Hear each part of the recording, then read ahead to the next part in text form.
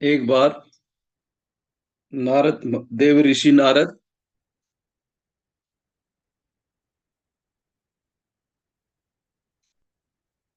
वे सर्वत्र भ्रमण किया करते थे। एक दिन देव ऋषि वन में गुजरते हुए उन्होंने देखा कि एक मनुष्य ध्यान में इतना मग्न है कि इन दिनों में एक ही आसन पर बैठा है और उसके चारों ओर दीमक का ढेर लग गया है। उसने नारद से पूछा, प्रभु आप कहाँ जा रहे हैं? नारद जी ने उत्तर दिया, मैं वैकुंठ जा रहा हूँ। तब उसने कहा, अच्छा, आप भगवान से पूछते हुए आए कि वे मुझ पर कब कृपा करेंगे, मैं कब मुक्ति प्राप्त करूँगा।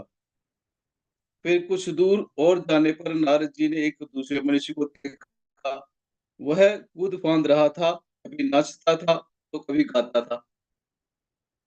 उसने भी नारद जी से वही प्रश्न किया। उस व्यक्ति का कंठ स्वर, चाल-ढाल आदि सभी उन्मत्त के समान थे। नारद जी ने उसे भी नारद जी ने उसे भी पहले के समान उत्तर दिया। वह बोला, अच्छा तो भगवान से ये पूछते आए कि मैं कब मुक्त होऊँगा। बैकुंठ से लौटते समय नारद जी ने कीमत के ढेर के अंदर रहने वाले उस ध्यानस्थ योगी को देखा। उस योगी ने पूछा, देव ऋषि, क्या आपने मेरी बात पूछी थी? नारद जी बोले, हाँ पूछी थी। योगी ने पूछा, तो उन्होंने क्या कहा? नारद जी ने उत्तर दिया, भगवान ने कहा, मुझको पाने के लिए उसे और 4 जन्म लगेंगे। तब वह योगी घोर विलाप करते हुए कहने लगा, मैंने इतना ध्यान किया है कि मेरे चारों ओर दीमक का ढेर लग गया, फिर भी मुझे और 4 जन्म जन्म लेने पड़ेंगे। नारद जी तब दूसरे व्यक्ति के पास गए। उसने भी पूछा, क्या आपने मेरी भगवान से बात पूछी थी? नारद जी बोले, हाँ, भगवान ने कहा है, उसके सामने जो इमली का पेड़ है, उसके जितने पत्ते हैं, उतनी बार उसको जन्म ग्रहण करना पड़ेगा। ये बात सुनकर वह व्यक्ति आनंद से नृत्य करने लगा और बोला, आहा! मैं इतने कम समय में मुक्ति प्राप्त करूँगा। तब एक देववाणी हुई, मेरे बच्चे, तुम इसी क्षण मुक्ति प्राप्त करोगे। वह दूसरा व्यक्ति इतना अध्यवसाय संपन्न था, इसलिए उसे वह पुरस्कार मिला। वह इतने जन्म तक साधना करने के लिए तैयार था, कुछ भी उसे उद्योग शून्य न कर सका। परंतु जो प्रथम व्यक्ति था 4 जन्मों की बात सुनकर ही घबरा गया। जो व्यक्ति मुक्ति के लिए सैकड़ों युग तक बाट जोहने को तैयार था, उसके समान अध्यवसाय संपन्न होने पर ही उच्चतम फल प्राप्त होता है। ये उच्चतम फल प्राप्त करने के लिए राजयोग के बारे में मैं बताऊँगा। राजयोग के राजयोग ये सब सारे योगों में से श्रेष्ठ है। इसके नियम नियम, आसन, प्राणायाम, प्रत्याहार, धारणा, ध्यान और समाधि, ये राजयोग के विभिन्न अंग या सोपान हैं। यम का अर्थ है अहिंसा, अस सत्य, अस्तेय, ब्रह्मचर्य और अपरिग्रह। इस यम से चित्त शुद्धि होती है। शरीर, मन और वचन के द्वारा कभी किसी प्राणी की हिंसा न करना या उन्हें क्लेश न देना अहिंसा कहलाता है। अहिंसा से बढ़कर और कोई धर्म नहीं। मनुष्य के लिए जीव के प्रति यह अहिंसा भाव रखने से अधिक और कोई उच्चतर सुख नहीं। सत्य के द्वारा हम कर्म फल के भागी होते हैं। सत्य से सब कुछ मिलता है। सत्य में सब कुछ प्रतिष्ठित है। यथार्थ कथन को ही सत्य कहते हैं। चोरी से बलपूर्वक दूसरे की चीज को न लेने का नाम अस्तेय है। तन वचन तथा तन मन वचन से नियंत्रण रखना, त्याग त्याग रखना ब्रह्मचर्य है। अत्यंत कष्ट के समय भी किसी मनुष्य का कोई उपहार ग्रहण न करने को अपरिग्रह कहते हैं। अपरिग्रह साधना के पीछे यह कारण है कि किसी से कुछ न लेने से हृदय अपवित्र हो जाता है।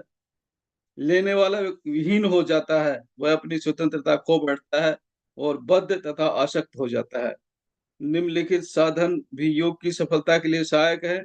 वे नियम अर्थात नियमित अभ्यास और व्रत परिपालन, तप, स्वाध्याय, संतोष, शौच और ईश्वर प्राणिधान, इन्हें नियम कहते हैं। व्रत, उपवास या अन्य उपायों से देह संयम करना शारीरिक तपस्या कहलाता है। वेद पाठ या दूसरे किसी मंत्रोच्चार की सत्व शुद्धि कर स्वाध्याय कहते हैं। मंत्र जपने के लिए 3 प्रकार के नियम हैं, वाचिक, उपांशु और मानस। वाचिक से उपांशु जप श्रेष्ठ है और उपांशु से मानस जप। जो जप इतने ऊंचे स्वर में किया जाता है कि सब सुन सकते हैं, उसे वाचिक जप कहते हैं। जिस जप में ओठों का स्पंदन मात्र होता है, पर पास रहने वाला कोई मनुष्य सुन नहीं सकता, उसे उपांशु कहते हैं। और जिसमें किसी शब्द का उच्चारण नहीं होता, केवल मन ही मन जप किया जाता है, उसके साथ उस मंत्र का अर्थ स्मरण किया जाता है, उसे मानसिक जप कहते हैं। ये मानसिक जप ही सबसे श्रेष्ठ है।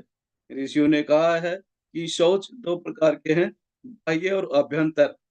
मिट्टी, जल या दूसरी वस्तुओं से शरीर को शुद्ध करना बाह्य शौच कहलाता है, जैसे स्नान आदि।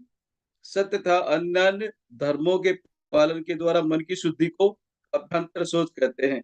बाह्य और अभ्यंतर दोनों ही शुद्धि आवश्यक है।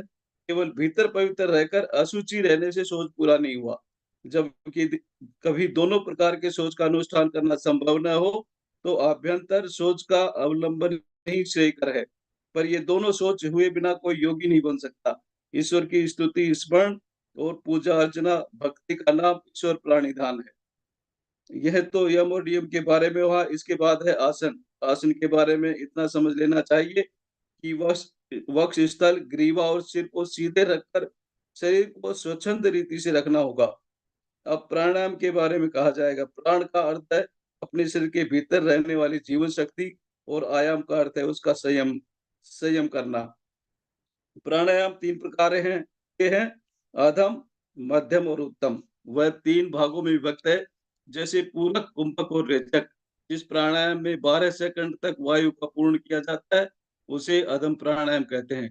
जिसमें 24 सेकंड तक वायु का पूर्ण किया जाता है, उसे मध्यम प्राणायाम, और जिसमें 36 सेकंड तक वायु का पूर्ण किया जाता है, उसे उत्तम प्राणायाम कहते हैं।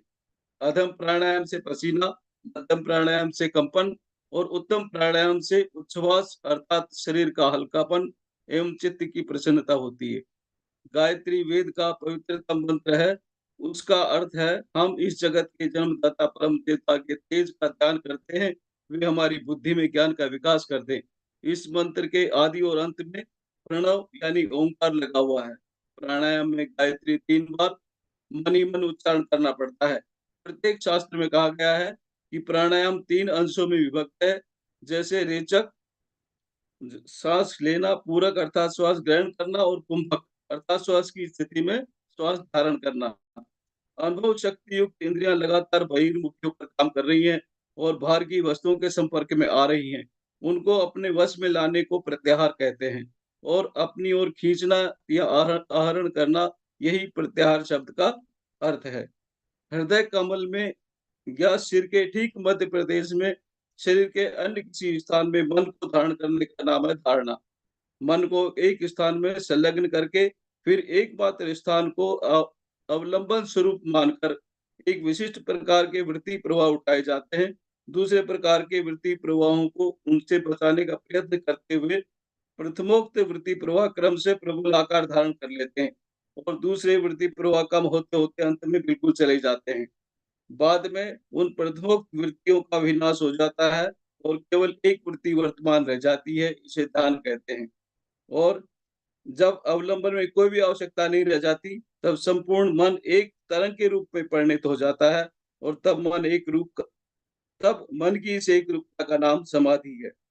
तब किसी विशेष प्रदेश या चक्र विशेष का अवलंबन करके ध्यान प्रवाह उत्साहित नहीं होता, तब ध्येय वस्तु का भाव मात्र अवशिष्ट रहता है। यदि मन को किसी स्थान में 12 सेकंड तक धारण किया जाए, तो उससे एक धारणा होगी, और यह धारणा बार-बार होने पर एक ध्यान, और यह ध्यान बार-बार होने पर एक समाधि होगी।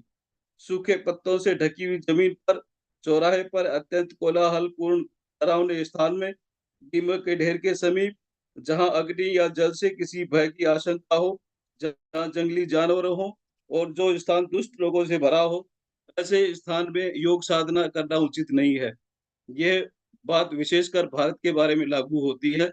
जब शरीर अत्यंत आलसी या बीमार मालूम होता है, अथवा जब मन अत्यंत दुःखपूर्ण रहता हो, तब भी साधना नहीं करनी चाहिए। किसी गुप्त और निर्जन स्थान में जाकर साधना करो, जहाँ कोई तुम्हें बाधा न पहुँचाने आ सके।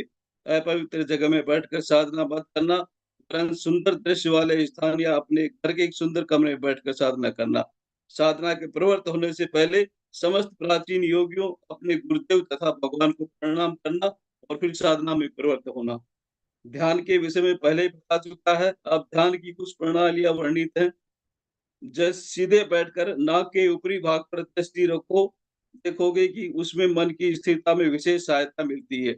आँख के 2 स्नायुओं को वश में लाने से प्रतिक्रिया से केंद्र स्थल को काफ़ी हद तक वश में लाया जा सकता है। अतः इससे इच्छा शक्ति भी बहुत अधीन हो जाती है। अब ध्यान के कुछ प्रकार बताते हैं। सोचो सिर के ऊपर एक कमल है, धर्म उसका मध्य भाग है, ज्ञान उसकी नाभ, योगी की अष्ट सिद्धियाँ उस कमल के 8 तलों के समान हैं, वैराग्य उसके अंदर की कर्णिका यानी बीज कोश है। जो योगी अष्ट सिद्धियाँ आने पर भी उनको छोड़ सकते हैं, वे ही मुक्ति प्राप्त करते हैं। इसलिए अष्ट सिद्धियों को का बाहर से 8 तलों के रूप में, अंदर की कर्णिका का पर वैराग्य अर्थात अष्ट सिद्धियाँ आने पर भी उनके प्रति वैराग्य के रूप में वर्णित किया गया है।